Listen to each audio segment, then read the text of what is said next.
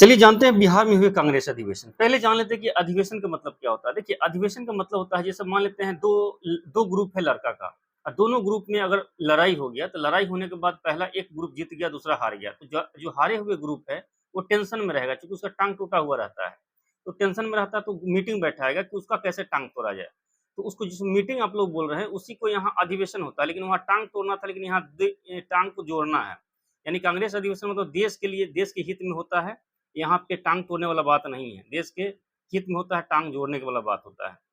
ठीक है, आप समझ में आ गया। अधिवेशन मीटिंग बात एक ही होता है। चलिए हम लोग जानते हैं पहला अधिवेशन। पहला अधिवेशन जो हुआ था बिहार में 27वां अधिवेशन हुआ था। अब देखिएगा यहाँ पहला 27वां दोनों में क्या अंतर है। तो देखिए यहाँ बिहार में पहला हुआ था, पूरे देश भर में जो हुआ था ना वो 27वां अधिवेशन हुआ था, और वर्ष था 1912 ईस्वी में, और स्थान था बांकीपुर पटना में, और अध्यक्ष था RN मधोलकर। जानते हैं बिहार में दूसरा अधिवेशन है, इन पूरे देश भर में 37वां अधिवेशन हुआ था 1922 में। देखिए 12 में हुआ था, 10 साल के बाद 22 में हुआ था।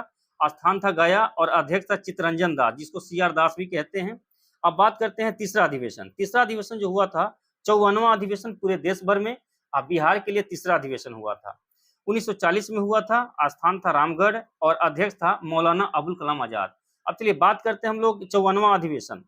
देखिएगा 1940 में ये पड़ता है रामगढ़, आपका झारखंड में। अब बात करिएगा कि झारखंड आप बोल रहे हैं बिहार का, तो देखिए बिहार जो हुआ था पहले, बिहार जो है आपके झारखंड के साथ ही था, लेकिन झारखंड जो है 2000 में बिहार से अलग हो गया। इसलिए जो 1940 में हुआ था अधिवेशन, उस समय बिहार झारखंड एक ही था, इसलिए बिहार ही कहा जाता था।